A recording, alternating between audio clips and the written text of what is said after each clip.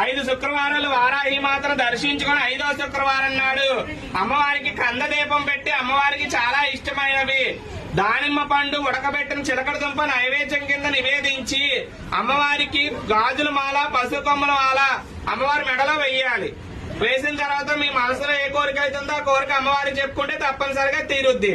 అలాగే ప్రతి నెల పౌర్ణమికి అమావాస్యకి ఇక్కడ పంచామృత అభిషేకాలు అనేవి జరుగుతాయి అన్నమాట.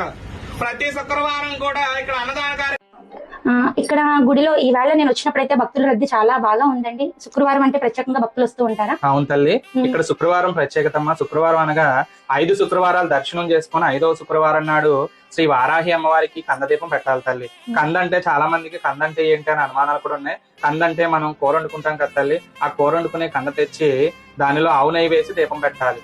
ఆవు నెయ్యి వేసి దీపం పెట్టాలి. పైపాటిని కట్ చేసి అందులో ఆవు నెయ్యి వేసి ఒత్తులు వేసి దీపం పెట్టుకోవాలి. అవును తల్లి, అలా 5 శుక్రవారాలు చేయాలి. 5వ శుక్రవారం చేయాలమ్మా. 5 శుక్రవారాలు దర్శనం చేసుకుని 5వ శుక్రవారం నాడు చేయాలి. ఇలా పెట్టుకున్న తర్వాత మీ కోరిక ఎటువంటిదైనా కూడా కోరిక తీరుతుంది అని చెప్పని ఆయన ఇందాక భక్తులతో చెప్పడం అయితే నేను విన్నాను.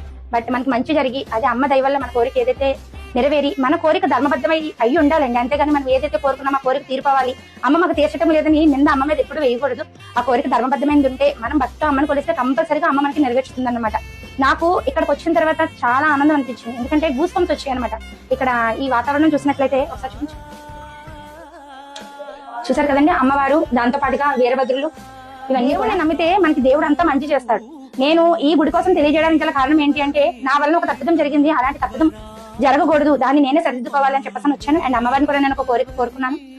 కాకినాడ కొవ్వూరు గ్రామంలో వారాహి అమ్మవారికి ఎంత ప్రాముఖ్యత ఉందో దానికన్నా ముందుగా అది కూడా 18 సంవత్సరాల నుండి ఇక్కడ అమ్మవారిని ప్రతిష్ఠించారు.